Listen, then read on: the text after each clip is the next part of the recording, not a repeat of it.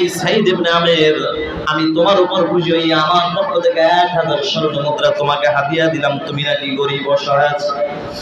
রাষ্ট্রপ্রধানের পক্ষ থেকে হাদিয়া পেয়ে আমরা হতাম খুশি। আরে সাহাবী সাইদ ইবনে আমির আল জুমাহি রাদিয়াল্লাহু তাআলা খুশি হন, গাল বেয়ে বেয়ে চোখ দিয়ে টপটপ করে গাল বেয়ে বেয়ে পানি ঝরতেছে, কান্না করতেছে। কান্নার আওয়াজ দেখে বিবি পর্দার ভিতর থেকে ডাক দিয়ে কয়, স্বামী আপনার কি হয়ে গেল? আপনি চিঠি পড়ার সাথে সাথে চোখের পানি চলে আসছে, আপনি জবান থেকে ইন্না লিল্লাহ বললেন, বুঝলাম না কারণ কি? রাষ্ট্রপ্রধান মারা গেছে নাকি? বলে বিবি রে, তার চেয়ে তো জটিল ব্যাপার। আল্লাহু আকবার। বিবি ডাক দিয়া কয়, স্বামী আমার, বলে তার চেয়ে বেশি ব্যাপার। বলে ওই রাষ্ট্রপ্রধান কি মারা গেছে? জনগণ মারা গেছে? বলে না না, তার চেয়েও বেশি। বলে তার চেয়েও জটিল ব্যাপার, রাষ্ট্রপ্রধান মারা গেছে, তার চেয়েও জটিল ব্যাপার কি? বলে বিবি রে, আমার ঘরে দুনিয়া ঢুইকা গেছে। আমাদের এলাকায় যত অসহায় গরিব দুঃখী আছে সবার মাঝে আমি এক্ষুনি বিলিয়ে দিয়ে দিতেছি। খলিফাতুল মুসলিমিন হযরত ওমর রাদিয়াল্লাহু তাআলার কাছে খবরটা চলে আসলো। তিনি আনন্দ পাইয়া চলে গেলেন যে আমি আমার সাইদকে দেখার জন্য যাব। আল্লাহু আকবার। সাইদকে দেখার জন্য যখন চলে গেলেন, ওই যখন হিমস নগরীতে যাইলেন, সবাই খুশি হয়ে গেল, রাষ্ট্রপ্রধান আমাদের এলাকার আছে। জনগণকে ডাইকা এবার সাইদকে কাছে ডাইকা বললেন, এই জনগণ শোনো শোনো, তোমাদের জন্য আমি যেই প্রতিনিধি, যেই প্রধানমন্ত্রী, যেই এমপি মন্ত্রী তোমাদেরকে আমি নিযুক্ত করে দিলাম, সিলেক্ট করে দিলাম তোমাদের জন্য, বলো বলো তিনি কেমন, তার ব্যাপারে কোনো অভিযোগ আছে কিনা? আল্লাহু আকবার। একজন বলে আমার অভিযোগ আছে। বলে কি অভিযোগ বলো? এবার সাইদকে সামনে রেখে বলে, আমার 1 নম্বর অভিযোগ হলো, আমাদের যে রাষ্ট্রপ্রধান, আমাদের যে মন্ত্রী সাহেব আছে, গভর্নর, তিনি অফিসে প্রায় সময় মাঝে মাঝে একটু দেরি করে আসে, এটা একটা অভিযোগ। এই সাইদ, তোমার অভিযোগ এটা কি সত্য? বলে হ্যাঁ হ্যাঁ। এবার বললেন আরেকজন, বলো তোমার কি অভিযোগ? আরেকজন দাঁড়ায় বলে, আমিরুল মুমিনিন, আমার অভিযোগ হলো আমাদের রাষ্ট্রপ্রধান যিনি, আমাদের যে গভর্নর যিনি আছেন, মন্ত্রী, এই তিনি হলেন মাসে 1 দিন তিনি আমাদের ডিউটিতে আসে না, অফিসে আসে না। বলে তাই সাইদ কথা ঠিক? বলে হ্যাঁ ঠিক। এবার বলে আরেকজন, বলে তোমার অভিযোগ কি? আরেকজন অভিযোগ দিল তিনি যে আমাদের যে মন্ত্রী মহোদয় যিনি আছেন, তাকে দিনের বেলা ডাকলে পাওয়া যায়, রাতের বেলা পাওয়া যায় না। সাইদ ইবনে আমির বলেন হ্যাঁ এটাও ঠিক। ওমর রাদিয়াল্লাহু তাআলা এইবার বন্ধ করে দিলেন, বললেন সাইদ বলো বলো, প্রথম জবাব দাও, তুমি কেন দেরি করে আসো অফিসে? সাইদ চোখের পানি ছেড়ে দিয়ে কান্দে, ডাক দিয়া বলে, ও আমিরুল মুমিনিন, আমার দেরি হওয়ার একটাই কারণ, আমি হইলাম এলাকার মধ্যে সবচেয়ে বড় গরিব। আমার বাড়িতে কাজ করার মতো কোনো লোক নাই, কাজের কোনো লোক নাই। আল্লাহু আকবার বলবেন না? মুসলমান একজন মন্ত্রী হইয়া, আরে এত বড় গভর্নর হইয়া বাসার মধ্যে কাজের লোক নাই। আর আমরা একটু মেম্বার হইতে পারলে, চেয়ারম্যান এমপি মন্ত্রী তো বহু দূরের কথা, মেম্বারি পাস করতে পারলে আমাদের গরমের চলে আয় রে। কাপড় ধুইতে লাগে একজন, কাজের বুয়া, ঘর মুছতে লাগে একজন, তরকারি কাঁচা তরকারি কাটতে একজন, আবার মাছ কাটাকাটি করতে লাগে আর একজন। কথা কোন ঠিক কিনা? এরপরও আবার আমগো বিবিরা ঘরে গেলে বলে কাজের জ্বালায় জীবনটা শেষ। কথা কোন ঠিক কিনা? অথচ আজকে আগের রাষ্ট্রপ্রধান কি পরিমাণ কষ্ট করেছেন।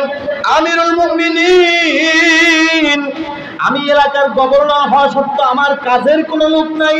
মাঝে মাঝে আমার বিবিকে কাজের সহযোগিতা করে লাগে, নাস্তার কাজে আমি নাস্তা যখন বিবি বানায় আমি নিজ হাতে একটু কাজের সহযোগিতা করি, বিবিকে সহযোগিতা করে নাস্তা বানাইয়া এরপরে নাস্তা খাইয়া আমি অফিসে আসি, যার কারণে একটু দেরি হয়। আমিরুল মুমিনিন চোখের পানি ছেড়ে দিয়েছে। আল্লাহু আকবার। আরে কেমন দুনিয়া বিমুখ লোক দেখা যায়। আমিরুল মুমিনিন বললেন, এই সাইদ, তাহলে দ্বিতীয় অভিযোগ তুমি মাসে নাকি একদিন আসো না, ঘটনা কি বলো? বলে, আমিরুল মুমিনিন,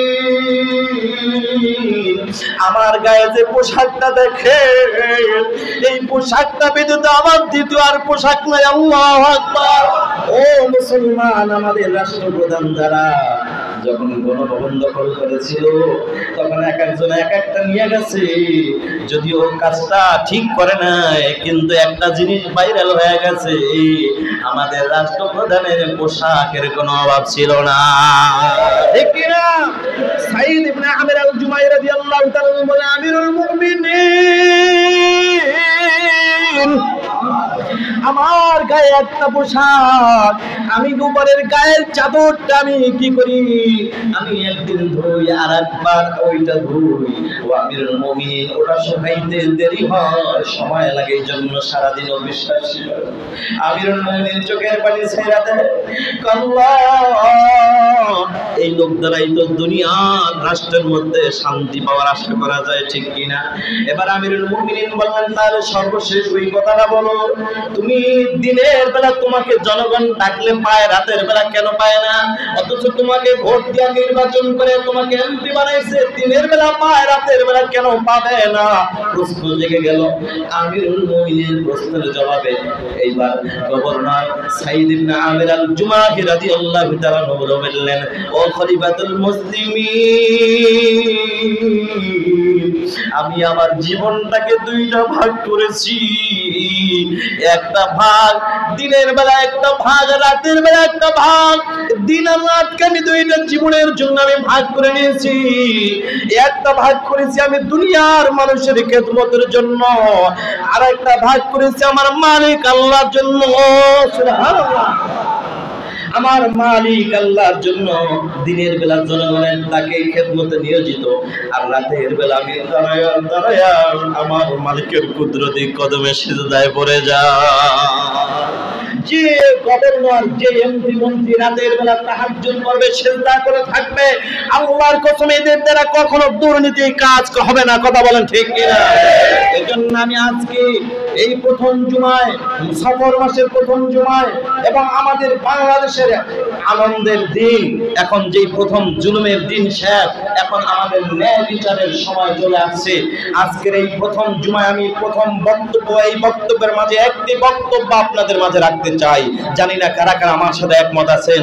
সামনে নির্বাচনের মাধ্যমে যে রাষ্ট্রপ্রধান হবে, আমরা চাই আওয়ামী লীগ, বিএনপি, জামাত ইসলাম, চরমনাই, হেফাজত আন্দোলন, আক্রোশী, ষোলরশি, মাইজ ভান্ডার, পেট ভান্ডার, এগুলো আমরা চিনি না, এগুলা চিনতে চাই না।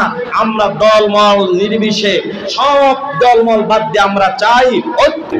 আল্লাহুম্মা সাল্লি আলা মুহাম্মাদ ওয়া আলা আলি মুহাম্মাদ কামা সাল্লাইতা আলা ইব্রাহিম ওয়া আলা আলি ইব্রাহিম ইন্নাকা হামিদুম মাজিদ।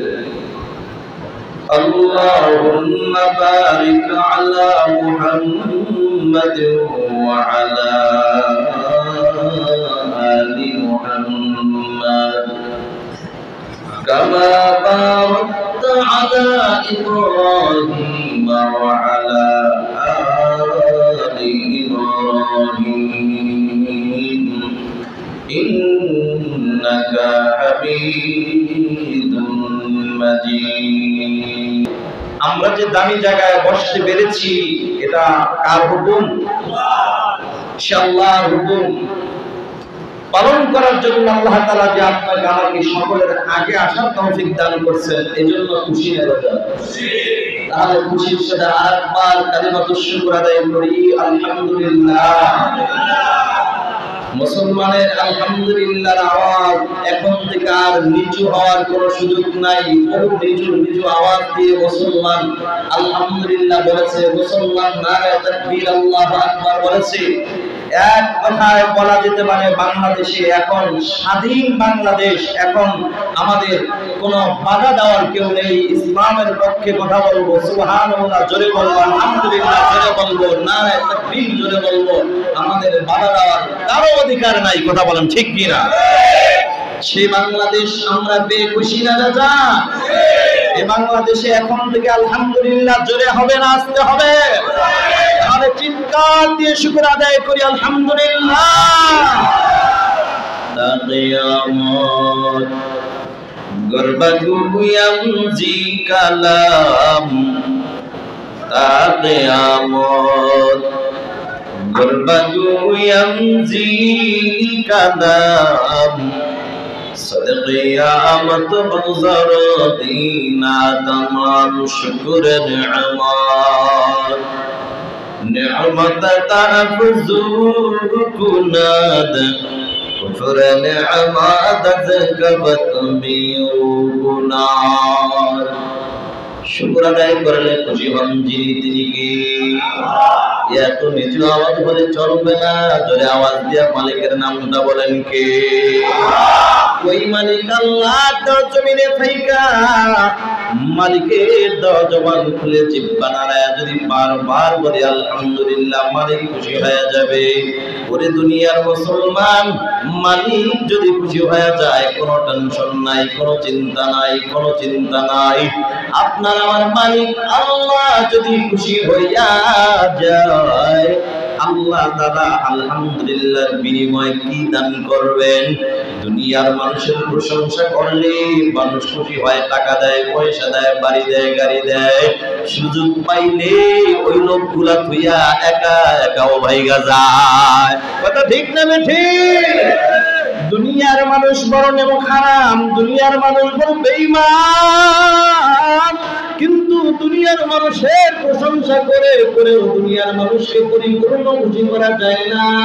অথচ আপনার আমার মালিককে খুশি করার জন্য সারাদিন লাগে না, বছর লাগে না, মাস লাগে না। মালিক এমন দয়ার মালিক, মালিককে খুশি করতে বান্দা যদি অন্তর থেকে ইখলাসের সাথে একবার বলে আলহামদুলিল্লাহ, মালিক সাথে সাথে খুশি হয়ে যায়।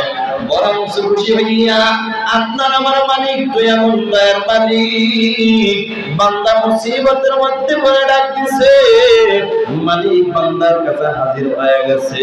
বান্দা অসুস্থ হইয়া ডাকতেছে, আল্লাহ অসুস্থ সুস্থ করে দাও।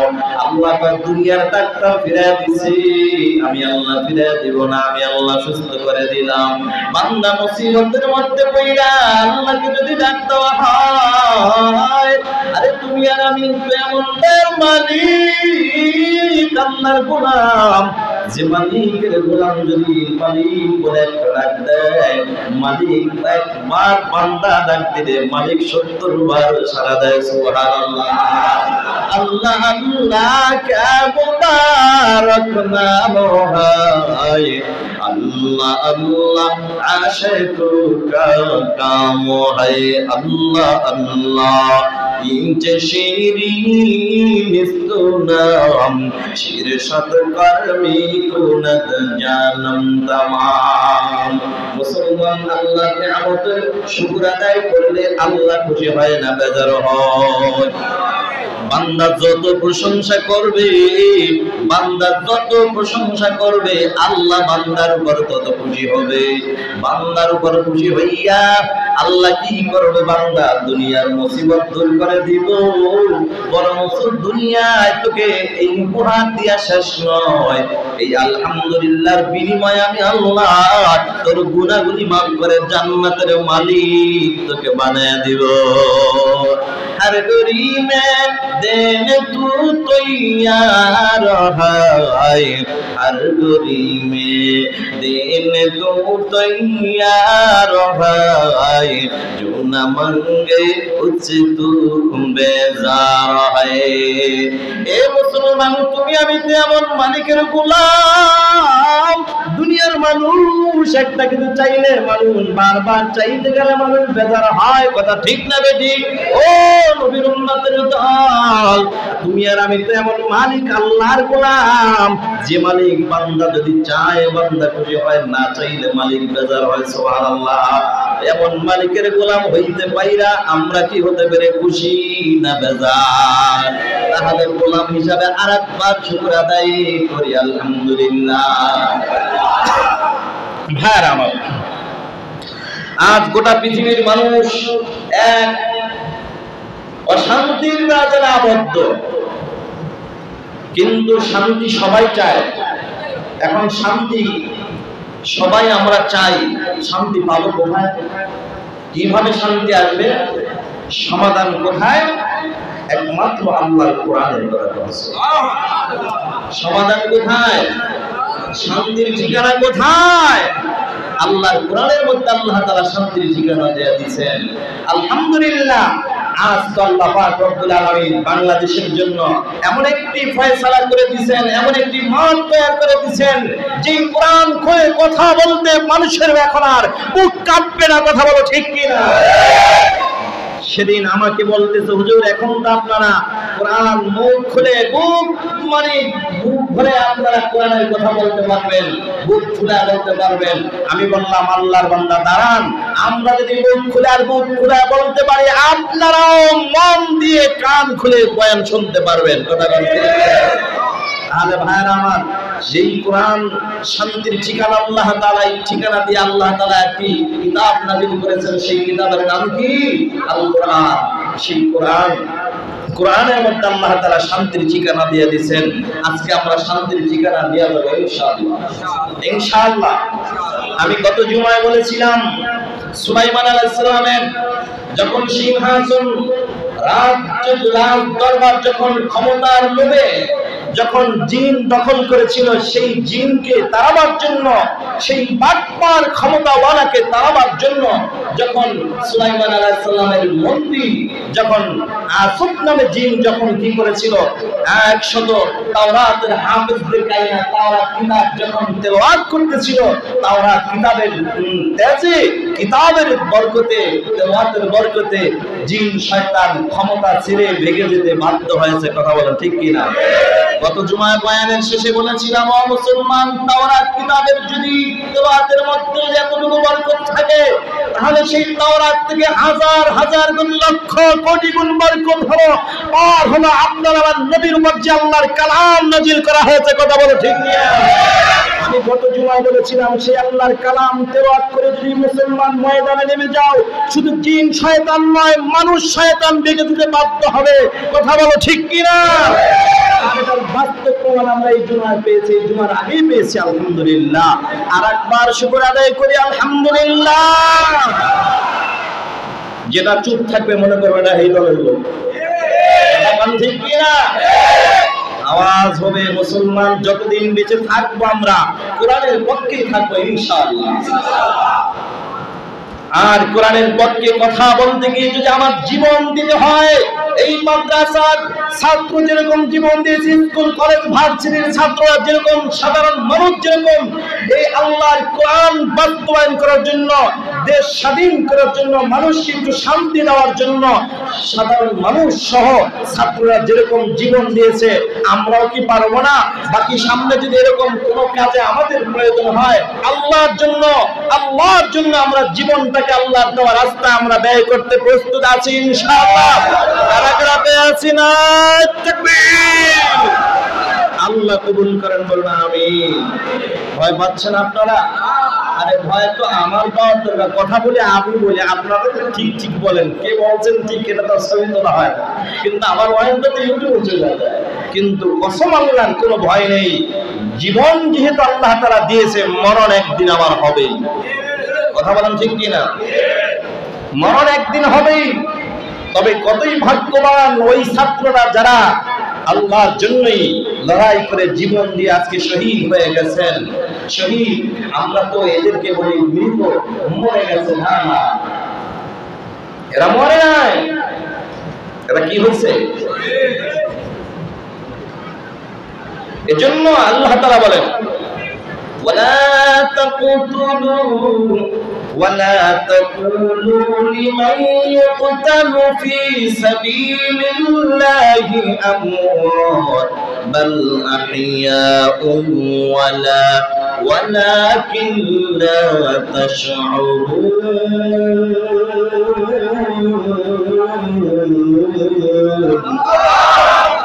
যারা আল্লাহর রাস্তায় জীবন দিয়েছে এদেরকে তোমরা মৃত বলো না, কারণ এরা মৃত নয়, এরা শহীদ।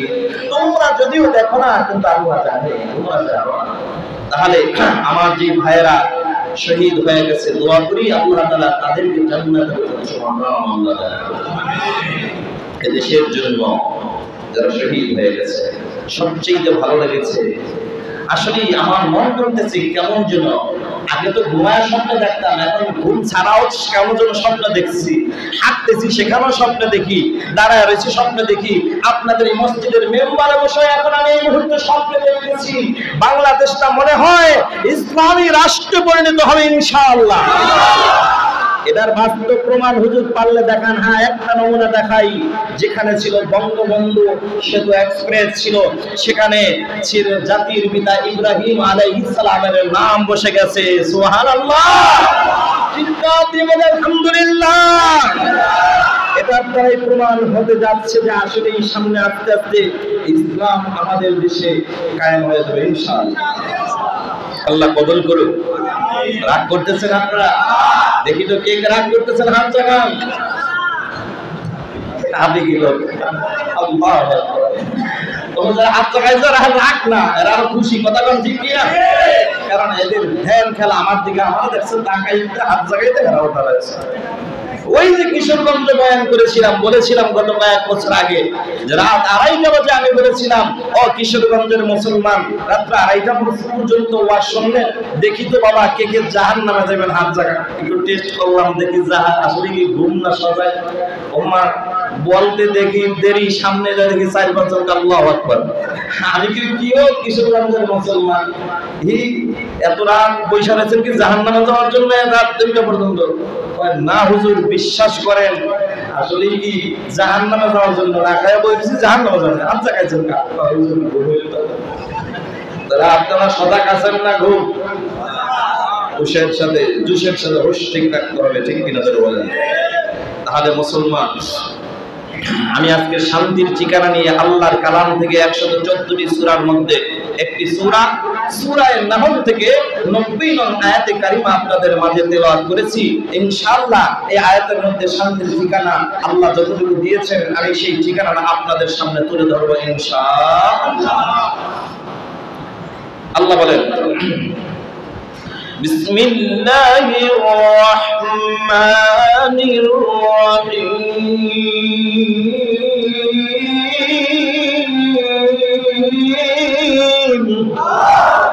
না, এই আল্লাহ আকবার শান্তির ঠিকানা দেওয়া যেত না। মনে হয় এই সাইডের লোক একটু বেজার আছে, এই সাইডের লোক দেখবো আওয়াজ কোন সাইডে বেশি। রেডি হন, আবার রেডি হন।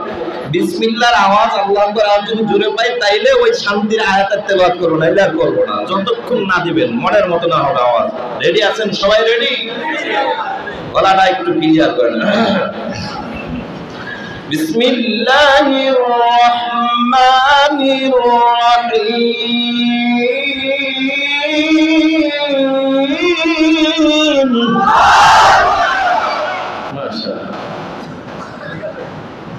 এবার ঠিক আছে, এবার সামনে আগাতে পারে, রেডি থাকে। এবার প্রতিটা বয়ানের মুহূর্তে যখনই আল্লাহু আকবারের মুহূর্ত চলে আসবে আমরা রেডি থাকবো আল্লাহু আকবার বলার জন্য। কথা বলেন ঠিক কি না? কারণ শয়তান চলে গেছে, শয়তানের নাতিপুতি এখনো কিন্তু চিপায় চিপায় পড়ে আছে। কথা বলেন ঠিক কি না? এদেরকে তাড়াবার জন্য আমাদের অস্ত্র লাগবে না, কসম আল্লাহর অস্ত্র লাগবে না। ইমানি আওয়াজ দিয়ে নারায়ে তাকবীর আল্লাহু আকবারের স্লোগান দিলে এরা কি বলবে, মানে জামা পায়জামা থুইয়া পালাইতে বাধ্য হবে। কথা বলেন ঠিক কি না?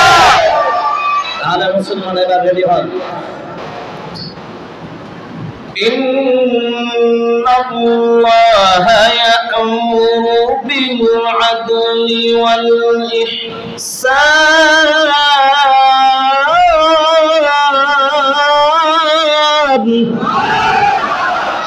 আল্লাহ বলেন তোমরা ইনসাফওয়ালা হয়ে যাও।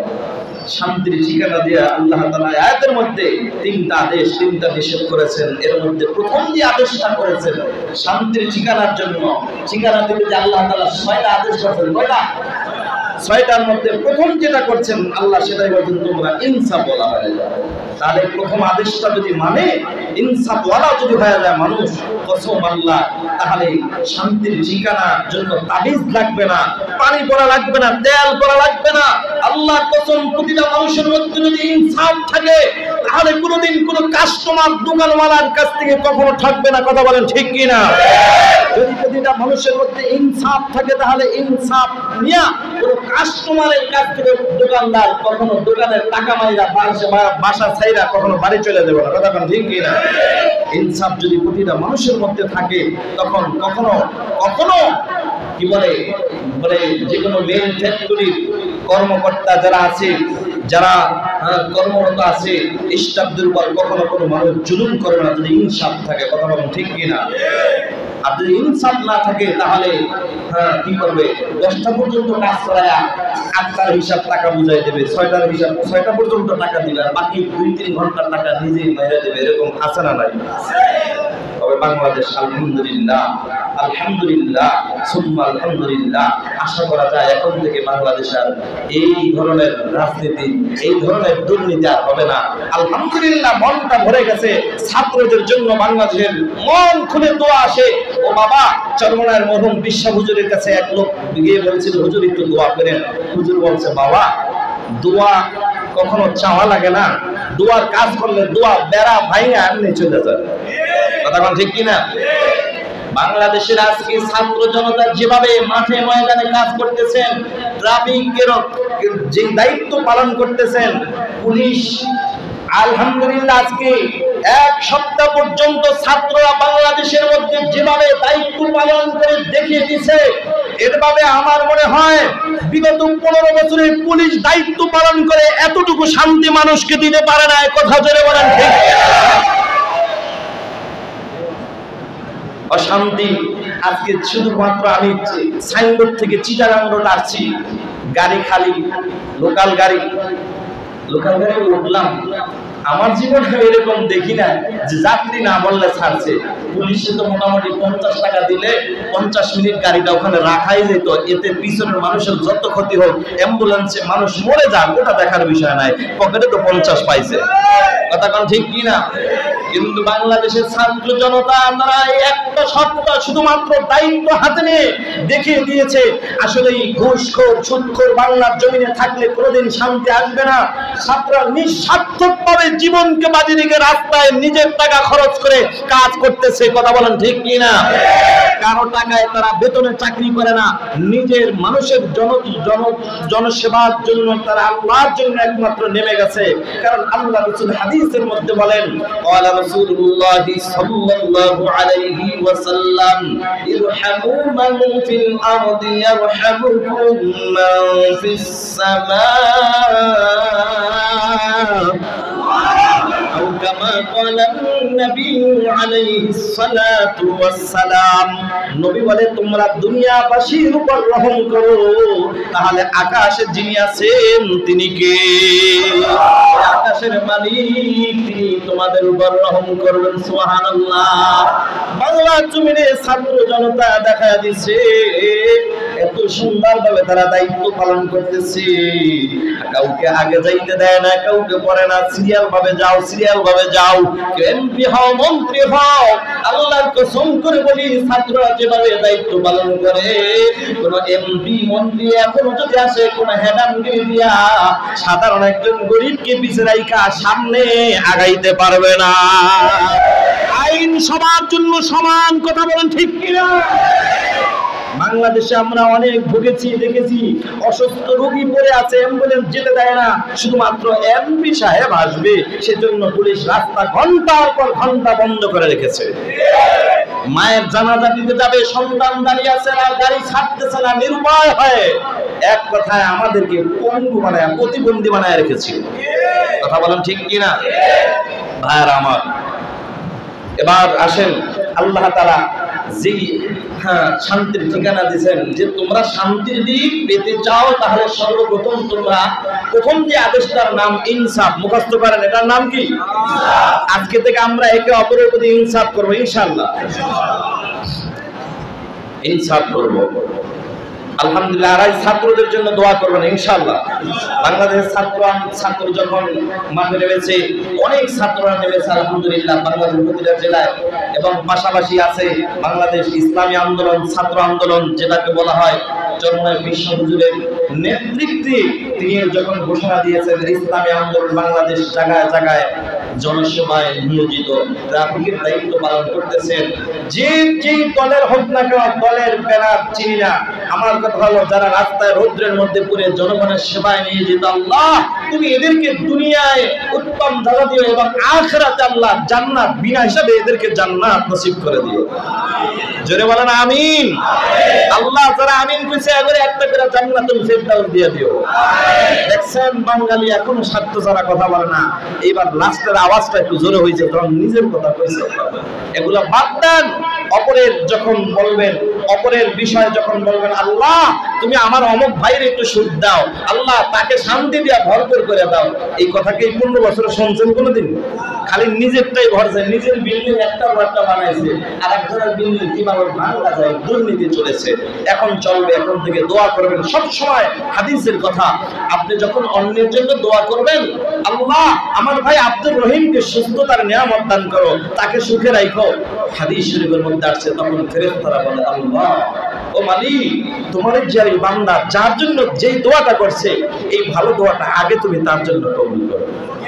সুবহানাল্লাহ। জোরে কোয়া ভাইরা, ইরহামু মান ফিল আরদি ইয়ারহামুকুম মান ফিস সামা। আল্লাহর নবী বলেন, তুমি অপরের উপর যখন দয়া দেখাইবা, রহম করবা, দয়া করবা, আকাশের মালিক আল্লাহ তোমার উপর দয়া করবেন, রহম করবেন। সুবহানাল্লাহ। এটার বাস্তব প্রমাণ আল্লাহর নবী বলেন, দুনিয়ার জমিনে একটা পিপিলিকা বলো, কুকুর বলো, জানোয়ার বলো, যে কোনো একটা প্রাণী বলো, হিংস্র প্রাণী যদি হয়, তাহলে তাদের উপর কষ্ট দেওয়া যাবে না। ও মুসলমান, তোমাকে কষ্ট দিছে সাপ, তোমার শত্রু তোমাকে কষ্ট দিছে, সাপ তোমার দুশমন, এই সাপকে যদি মারতে হয় তাও মারার একটা সিস্টেম আছে, মারবা লাঠি দিয়ে পিঠে মারো, কিন্তু আগুনে পোড়ায়া মারার অধিকার তোমার নাই, কারণ আগুনে পোড়ায়া মারার অধিকার একমাত্র একজনের, তিনি সে আল্লাহ। শুধু ক্ষমতা রাখা আগুনে পোড়ায়া মারার ক্ষমতা, তুমি কি? তোমার জন্য জায়েজ নাই। বাংলাদেশটা এমন হয়ে গিয়েছিল, সাপ তো দূরের কথা, হিংস্র জন্তু তো দূরের কথা, মানুষকে আগুনে পোড়ায়া মারতেও একটু দ্বিধাবোধ করে না। কথা বলেন ঠিক কিনা? আল্লাহ আমাদেরকে হেফাজত করে করুন, আমিন। অথচ দেখেন হাদিসের কথা, বুখারীর বর্ণনা এসেছে, এক পয়গম্বর তিনি গাছের নিচে ঘুমাচ্ছিলেন, এমন সময় একটা পিপিলিকা আইসা পয়গম্বরকে একটা বিষাক্ত পিপিলিকা কামড় দিয়েছে। পয়গম্বরকে কামড় দেওয়ার পরে পয়গম্বর ঘুম থেকে উঠে পিপিলিকার বাসাটা পুরাটা আগুনে পোড়ায়া দিল। আল্লাহ তাআলা সঙ্গে সঙ্গে ওহী নাযিল করলেন, পয়গম্বর তোমাকে তো একটা পিপিলিকা কামড় দিয়েছে, সব পিপিলিকা মারার অধিকার তোমাকে কে দিয়েছে? আল্লাহু আকবার। তাহলে মুসলমান, ক্ষতি একজন করেছে, তাকেই তুমি ক্ষতি করতে পারবা কতটুকু, যতটুকু তোমার জন্য করেছে। তোমাকে একটা ঘুষি দিয়েছে, থাপ্পড় দিয়েছে, ততটুকু তুমি দিতে পারবা। কিন্তু তাই বলে তুমি একজনের ক্ষতির কারণে তার উপর ক্ষোভ ধইরা তুমি তার ভাইয়ের ক্ষতি কখনো করতে পারো না। এটা ইনসাফের আমলের মধ্যে নাই। কথা বলেন ঠিক কিনা? এজন্য আজ থেকে আমরা কেউ কারো ক্ষতি করবো না ইনশাআল্লাহ। ক্ষতি যা হওয়ার হয়ে গেছে, তার জন্য দোয়া করি, যাদের ক্ষতি হয়েছে আল্লাহ তাআলা তাদের ক্ষতি পূরণ করে দেন। ভাইয়ের আমার, এভাবে আসেন, মানুষের উপর রহম করলে আল্লাহ তাআলা তার উপর রহম করেন, তার দয়া আল্লাহর উপর কিভাবে নাজিল হয় দেখেন। বুখারীর বর্ণনা এসেছে, এক বেশ্যা নারী, খারাপ নারী, মহিলা, এমন কোন গুনাহ নাই জিন্দেগিতে যে গুনাহ করে নাই, এই খারাপ মহিলা রাস্তা দিয়ে হেঁটে যাচ্ছে, এমন মহিলা জীবনটা ভর তার জিনা করতে করতে, গুনাহ করতে করতে গুনার পাহাড়ে হাবুডুবু খাচ্ছে, গুনার সাগরে হাবুডুবু খাচ্ছে। আল্লাহর বান্দি এ নারী যখন পথ দিয়ে চলতেছে, এমন সময় হঠাৎ করে তাকায় দেখি একটা কুকুর পানির পিপাসায় কাতরাচ্ছে। মুসলমান, আল্লাহর নবীজি বলছে, ইরহামু মান ফিল আরদি ইয়ারহামুকুম মান ফিস সামা। তোমরা দুনিয়াবাসীর উপর রহম করো, দুনিয়ার মানুষের উপর রহম করো, দুনিয়ার প্রাণীর উপর রহম করো, বস্তুর উপর রহম করো, তাহলে আকাশের মালিক যিনি, তিনি আল্লাহ, ওই মালিক তোমার উপর রহম করবে। এটার বাস্তব প্রমাণ আল্লাহ তাআলা দুনিয়ায় দেখায়া দিবেন। এই বেশ্যা নারী যখন কুকুরের দিকে তাকায় দেখে কুকুর পানি পিপাসায় কাতরাচ্ছে, তখন ওই নারীর পায়ের মধ্যে একটা চামড়ার মোজা ছিল, মোজাটা কইলা এবার ওড়না দিয়া মোজাটা বাইদা বলে কূপ থেকে পানি উঠায়া যখন কুকুরকে পান করাইছে, আল্লাহ তাআলা সাথে সাথে ওই নারীর জিন্দেগীর সব গুনাহ মাফ কইরা দিছে। তাহলে আজকে থেকে আমরা, এটা তো একটা কুকুরের উপর রহম করলে যদি এতটুকু হয়, দয়া করলে যদি এতটুকু হয়, তাহলে আমরা মুসলমান, আমরা একে অপরের প্রতি দয়া করবো ইনশাআল্লাহ। একটা ইহুদি, খ্রিস্টান, নাসারা, কোন হিন্দু, বৌদ্ধের সাথে আমরা খারাপ আচরণ করবো। খারাপ আচরণ আমার রাসূল করে নাই।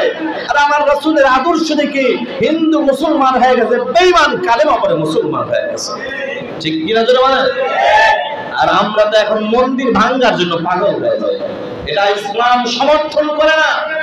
ভাইয়েরা আমার, কখনো এগুলা করবেন না। আলহামদুলিল্লাহ, ছাত্র আন্দোলন করে আজকে ইসলামী আন্দোলনের ছাত্ররা, মাদ্রাসার ছাত্ররা বহু মন্দির পাহারা দিয়েছে, আলহামদুলিল্লাহ। আসলে এই আদর্শ দেখে তো আমাদের উপর তাদের দয়া হতে পারে, এবং ইসলাম ধর্ম যে একটি সত্য ধর্ম, শান্তি ধর্ম, এটাও তাদের মনের মধ্যে এমন একটা জজ্বা তৈরি হয়ে আল্লাহ যদি কবুল করে, তারাও তো কালেমা পড়ে মুসলমান হয়ে আপনার আমার ভাই হয়ে যেতে পারে। এই আশা আমরা করি না? আজকে বললেন যে হিরাজিল এই বাইতুল ফালা মসজিদে কি তারা মুসলমান হলে জায়গা হবে না নাকি? জোরে বলেন না, আল্লাহ আপনি কবুল করেন। ভাইয়ারা আমার, এবার আসেন, ইনসাফের কথা বলতেছিলাম। ইনসাফ কাকে বলা হয়? জুলুমের নাম ইনসাফ না। ইনসাফ কাকে বলা হয়? ইনসাফ তো তাকেই বলা হয়, ইনসাফ তো তাকেই বলা হয়। আপনাদেরকে ঘটনার দ্বারা উদাহরণ না দিলে আপনারা বুঝবেন না। একটি ঘটনার মাধ্যমে, তাও সাধারণ কোন দুনিয়ার মানুষের, সাধারণ কোন মানুষের ঘটনা নয়, এটা এমন এক ব্যক্তির ঘটনা যিনি হলেন আল্লাহর হাবিব সাল্লাল্লাহু আলাইহি ওয়াসাল্লামের একজন প্রিয় সাহাবী। সাহাবী, তাও আবার কেমন সাহাবী? ও বন্ধু, যে সাহাবী, সাহাবী তো তাকেই বলা হয় আল্লাহর রাসূলকে যিনি দেখেছেন তিনি হলেন সাহাবী। আর জিন্দেগিতে আল্লাহর রাসূলের চেহারা জীবনে যে দেখেছেন ঈমানের সাথে, তিনি হলেন জান্নাতের মেহমান। সুবহানাল্লাহ। সাহাবী সাঈদ ইবনে আমির আল-জুমাহি রাদিয়াল্লাহু তাআলা আনহু, খলিফাতুল মুসলিমিন হযরত ওমর রাদিয়াল্লাহু তাআলা আনহু রাষ্ট্রপ্রধান যখন ছিলেন। প্রশ্ন হচ্ছে নাকি আপনাদের, এই ইতিহাস আমাদের জানার দরকার আছে না নাই? শুধু জানলে হবে না, মানার দরকার আছে না নাই? তাহলে এখন তো তত্ত্বাবধায়ক সরকার বসানো হয়েছে, যাকে বসানো হয়েছে, দোয়া করি আল্লাহ সবাইকে নেক হায়াত দান করুক, সুস্থতার সাথে বলেন আমিন। এবং সামনে যে নির্বাচন হবে, আমাদের জানার দরকার কাকে ভোট দেব, কাকে আমরা চয়েস করব, কিরকম লোক আমাদের রাষ্ট্রপ্রধান হওয়া দরকার, মন্ত্রী মিনিস্টার হওয়া দরকার, জানার দরকার আছে না নাই? আর এই শিক্ষা নেব আমরা আখিরি জামানার নবীর উম্মত, আমরা শিক্ষা নেব আল্লাহর নবীর আদর্শ থেকে, সাহাবায়ে কিরামদের জীবনী থেকে শিক্ষা নেব। কথা বলেন ঠিক কিনা? ভাইরা আমার, সাঈদ ইবনে আমির আল-জুমাহি রাদিয়াল্লাহু তাআলা আনহুকে আল্লাহর নবীর প্রিয় সাহাবী খলিফাতুল মুসলিমিন হযরত ওমর রাদিয়াল্লাহু তাআলা যখন রাষ্ট্রপ্রধান ছিলেন, তখন সাঈদ ইবনে আমির আল জুমাহি একদিনের ঘটনা, খলিফাতুল মুসলিমিন ওমর রাদিয়াল্লাহু তাআলা খুতবা দিচ্ছিলেন, জুমার খুতবা। এমন সময় দাঁড়াইয়া সাঈদ ইবনে আমির আল জুমাহি রাদিয়াল্লাহু তাআলা দাঁড়ায়া, ও খলিফাতুল মুসলিমিন, একটি কথা বলতে চাই। আপনি ইসলামের আপনি রাষ্ট্রপ্রধান হিসাবে বর্তমানে দায়িত্ব পালন করেছেন, তবে কোরআনের আইন অনুযায়ী যদি রাষ্ট্র চালান তাহলে শুকরিয়া, আলহামদুলিল্লাহ, আপনাকে স্বাগতম। তবে কোরআনের বাহিরে যদি রাষ্ট্র চালানোর চেষ্টা করেন, আমার হাতে যে লাঠি দেখেন, এটা কিন্তু আপনাকে ছাড় দেওয়া হবে না। আল্লাহু আকবার। একজন রাষ্ট্রপ্রধানকে এমন কথা তখন বলতে পেরেছে যখন ইমানি জজবা তার মধ্যে তৈরি হয়ে গেছে। কথা বলো ঠিক কিনা? মুসলমান কত বড় সাহসিকতার দরকার। যেমন ছাত্ররা আজকে সাহসের প্রমাণ করে দিয়েছেন, বাংলাদেশের ছাত্র জনতারা, ইসলামী আন্দোলন, হেফাজতে আন্দোলন, মুসলমান ভাইয়েরা যেখান থেকে ওলামায়ে ইকরাম আজকে সাহসের পরিচয় দিয়েছেন। এভাবে খলিফাতুল মুসলিমিন আমিরুল মুমিনিনকে যখন এই কথা বললেন, আমিরুল মুমিনিন তাকে গুলি দেয় নাই, যেমন গুলি যাত্রাবাড়ি কয়েকদিন আগে দিয়েছিল। কথা কোন ঠিক কিনা? চোখের পানি চলে এসেছিল। 5টা মিনিটের ভিডিও দেখে চোখের পানি আর আটকে রাখতে পারি নাই। ও বন্ধু, কিভাবে মনে হয় পাখি মারতেছে আনন্দতে তারা। এভাবে যখন তারা পাওয়ার পেয়েছে, ও পুলিশ ভাইরা, তোমাদের উচিত ছিল ওই মুহূর্তে যে প্রয়োজনে চাকরি ছেড়ে দিব, ভিক্ষা করে খাবো, তবু এরকম মানুষের গায়ে গুলি করা ঠিক হয় না। কথা বলা ঠিক।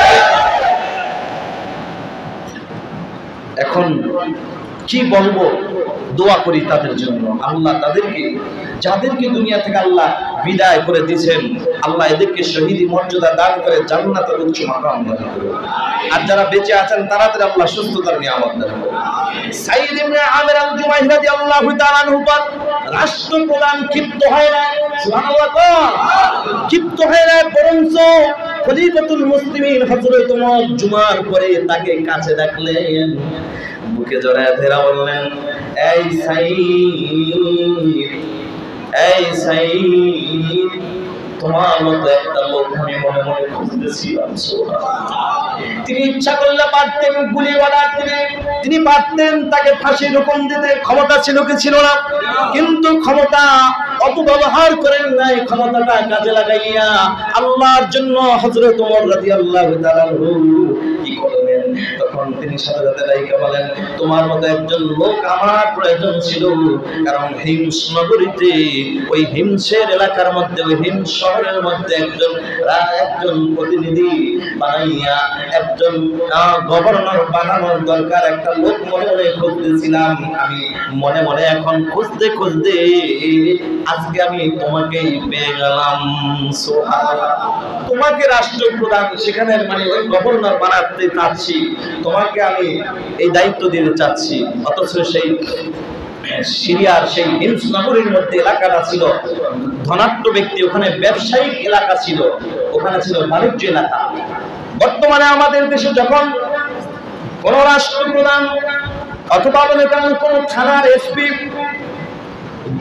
এবং কোন কর্মরত উপরের স্থানে যারা আছেন, তারা কিন্তু ঘুষ দেওয়া হলো এমন একটা এলাকা, তারা যাচাই বাছাই করে নিতে চান, প্রয়োজনে লক্ষ লক্ষ টাকা ঘুষ দিতে চান, তবু ওই থানার কর্মকর্তা প্রধান হতে চান যে এলাকার মধ্যে টাকা আছে। কথা কোন ঠিক কিনা? অথচ হিমস নগরীর গভর্নর বানানোর জন্য যখন তাকে প্রস্তাব দিলেন, তিনি বললেন, খলিফাতুল মুসলিমিন, আমি মাপ চাই, আমি পারবো না এই দায়িত্ব পালন করতে। এই যে না বলছি, এটাও আল্লাহর জন্য। না জানি আমার যদি দায়িত্ব পালন করতে ভুল হয়ে যায়, আমি যদি অক্ষমতা হই, তাহলে তো আল্লাহর কাছে জবাব দিতে হবে। খলিফাতুল মুসলিমিন বললেন, না, তোমার দায়িত্ব পালন করতেই হবে। বাধ্য হয়ে তিনি দায়িত্ব পালন করার জন্য চলে গেলেন। সংক্ষেপে বলতেছি বাবারা, ওই হিমসনগরের একদল প্রতিনিধি খলিফাতুল মুসলিমিন হযরত ওমরের কাছে একদিন চলে আসছিলেন কিছু কথা বলার জন্য, দেখা সাক্ষাৎ করার জন্য। খলিফাতুল মুসলিমিন হযরত ওমর তাদেরকে ডাক দিয়ে বললেন, তোমাদের প্রতিনিধি সাঈদ ইবনে আমির কেমন আছে? আলহামদুলিল্লাহ ভালো আছে। তোমরা একটা কাজ করো, তোমাদের এলাকার গরিব দুঃখী বেঁচে বেঁচে একটা লিস্টি আমার কাছে দিবা। আমি রাষ্ট্র থেকে বাইতুল মাল থেকে আমি রাষ্ট্র থেকে তাদেরকে কিন্তু সহযোগিতা করবো। সুবহানাল্লাহ। এবং তারা পরের বার আসছে, আইসা একটা লিস্ট দিল। লিস্টের মধ্যে কোনো বর্ণনা এসেছে 100 নাম। 100 নাম। এই 100 নামের মধ্যে দেখা যায় প্রথম যে নামটা ছিল তিনি আর কেউ নয়, তিনি হলেন একমাত্র তাদের এলাকার গভর্নর সাইদ ইবনে আমির আল-জুমাহি রাদিয়াল্লাহু তাআলা আনহু। সুবহানাল্লাহ। কেমন রাষ্ট্রপ্রধান ছিলেন, কেমন মন্ত্রী ছিলেন, কেমন এমপি ছিলেন।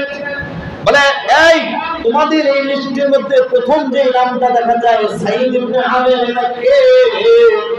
বলে খলিফাতুল মুসলিমিন, তিনি হলেন আমাদের আমির, আমাদের প্রধান। বলে তোমাদের আমির কি গরিব নাকি? প্রতিনিধির দল তারা বলে ও আমির, আমাদের আমির শুধু গরিব নয়, আমাদের হিমসনগরের মধ্যে ওই এলাকার মধ্যে যত গরিব আছে এই গরিবের মধ্যে প্রথম কাতারে যিনি তিনি হলেন আমাদের আমির। আল্লাহু আকবার। বলেন তো বাবাজিরা আমার, কয়জন এমপি পাবেন, মন্ত্রী পাবেন এরকম গরিব অসহায় আছে? নাই। বাংলাদেশের কথা বলতে গেলে অনেক সময় চলে যাবে, সেগুলা সব বাদ। কিন্তু যেই ঘটনা বলতেছি এই বাস্তব জীবনের থেকে শিক্ষা নিয়ে আমরাও বাংলাদেশে এমন এমপি মন্ত্রী সামনে চাই। কারা কারা চাই? নারায়ে তাকবীর, নারায়ে তাকবীর। আল্লাহ কবুল করুন, আমিন। শুনলে আনন্দিত হবেন, উৎসাহিত হবেন। বন্ধুরা আমার, এবার সাইদ ইবনে আমিরের কথা শুনে হারে রাষ্ট্রপ্রধান, এলাকার এমপি মন্ত্রী বানায় দিলাম, গভর্নর বানায় দিলাম। সে এত গরিব, হযরত ওমর রাদিয়াল্লাহু তাআলা চোখের পানি চলে আসছে। তাহলে আমি তো ভালো একজন লোককে এলাকার জন্য আমি বেঁচে দিতে পারছি, আলহামদুলিল্লাহ। তিনি আনন্দ হইয়া নিজের থেকে 1000 স্বর্ণ মুদ্রা হাদিয়া স্বরূপ এবং একটা চিঠি লিখে কয়েকজন প্রতিনিধি এবং রাষ্ট্রদূত তার কাছে পাঠায় দিলেন যে যাও যা বলবা, ও আমির, এই সাইদ ইবনে আমির আপনার জন্য রাষ্ট্রপ্রধান খলিফাতুল মুসলিমিন হযরত ওমর রাদিয়াল্লাহু তাআলার পক্ষ থেকে হাদিয়া এসেছে। হাদিয়া নিয়ে যখন চলে গেল, বন্ধুরা আমার, রাষ্ট্রপ্রধান থেকে এমন একটা চিঠি খাম ধরে যদি আপনার আমার কাছে কোনো কাজের কারণে খুশি হইয়া আমাদের মাননীয় প্রধানমন্ত্রীর পক্ষ থেকে যদি একটা চিঠি আসতো, মোটা একটা খাম আসতো, বলেন না লাভ কয়টা দিতাম? আপনারা বলবেন আমি তো কয়টা লাভ দিতাম, তার কোনো হিসাব নাই, কারণ ইমান তো আমার তো এখন বন্ধু দুর্বল মজবুত হয় না। কথা কোন ঠিক?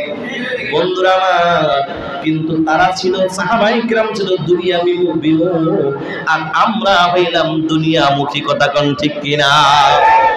এজন্যই আল্লাহর হাবিব সাল্লাল্লাহু আলাইহি ওয়াসাল্লাম বলেন, হুব্বুদ দুনিয়া রাসু কুল্লি খাতিআ, দুনিয়ার মুহাব্বত সমস্ত গুনাহের মূল। সুবহানাল্লাহ। রাসূলের বাণী শুনেন। এবার সাহাবায়ে কিরামদের জীবনী শুনেন।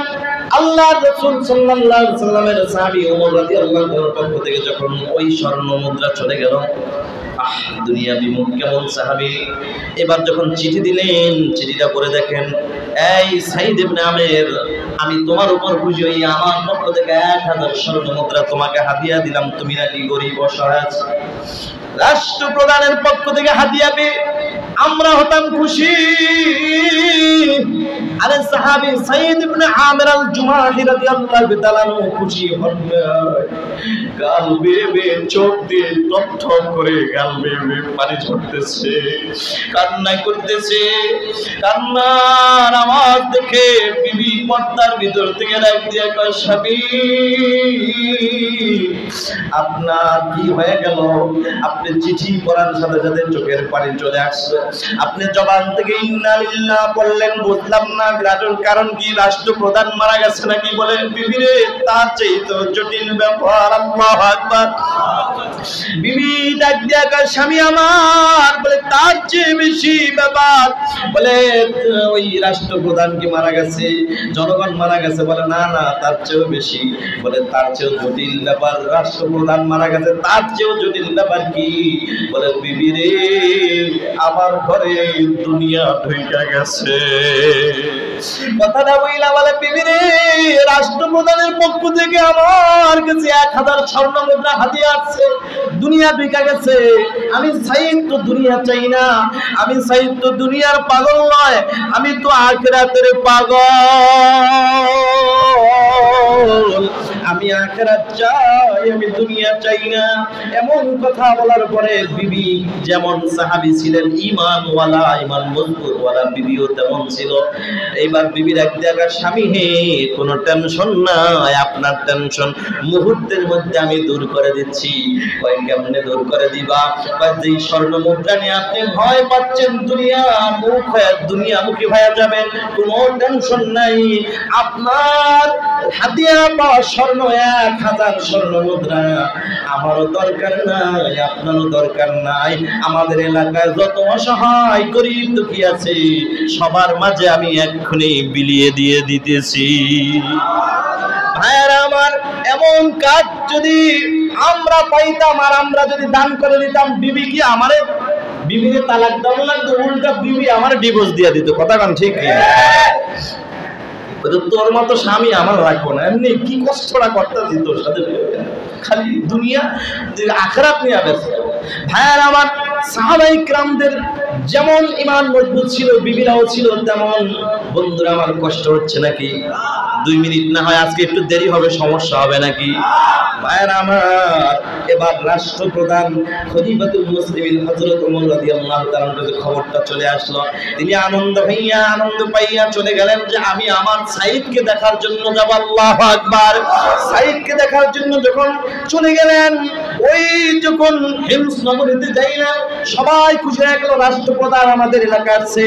জনগণকে ডাইকা এবার সাইদকে কাছে ডাইকা বললেন, এই জনগণ শোনো শোনো, তোমাদের জন্য আমি যেই প্রতিনিধি, যেই প্রধানমন্ত্রী, যেই এমপি মন্ত্রী তোমাদেরকে আমি নিযুক্ত করে দিলাম, সিলেক্ট করে দিলাম তোমাদের জন্য, বলো বলো তিনি কেমন, তার ব্যাপারে কোনো অভিযোগ আছে কিনা? আল্লাহু আকবার। এরকম কোনদিন আমাদের রাষ্ট্রপ্রধান করেছে? জনগণের সামনেই প্রশ্ন করেছে? বরং মন্ত্রীকে রাতের বেলা মিটিং থেকে জিজ্ঞেস করছে, জনগণ দ্বারা তোমাদের কোনো ক্ষতি হচ্ছে কিনা, আমার দলের কোনো ক্ষতি হচ্ছে কিনা, হইলেই ঠাস করে মাইনা দেব। কথা ঠিক কিনা? ভাইয়েরা আমার, এবার রাষ্ট্রপ্রধান প্রশ্ন করলেন কোনো সমস্যা আছে কিনা, অভিযোগ আছে কিনা। কিন্তু কি অবাক করা কাণ্ড!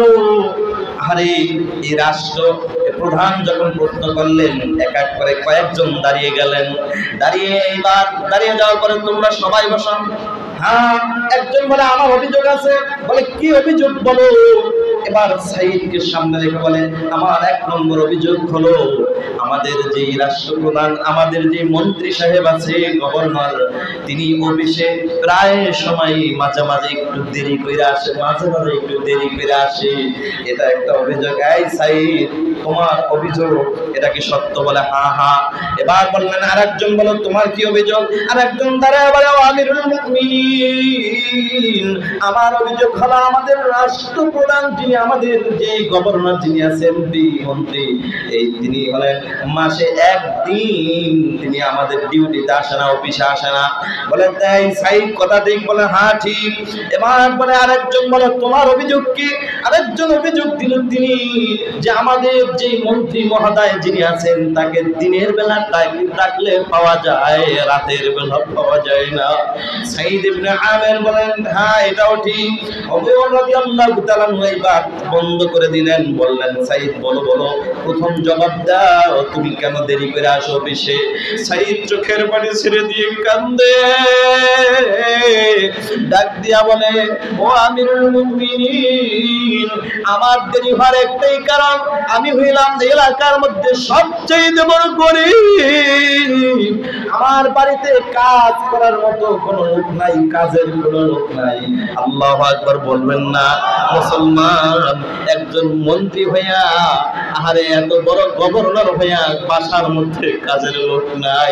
আর আমরা একটু মেম্বার হইতে পারলে, চেয়ারম্যান এমপি মন্ত্রী তো বহু দূরের কথা, মেম্বারি পাস করতে পারলে আমাদের গরমের চলে আয় রে। কাপড় ধুইতে লাগে একজন, কাজের বুয়া ঘর মুছতে লাগে একজন, তরকারি কাঁচা তরকারি কাটতে একজন, আবার মাছ কাটাকাটি করতে লাগে আর একজন। কথা কোন ঠিক কিনা?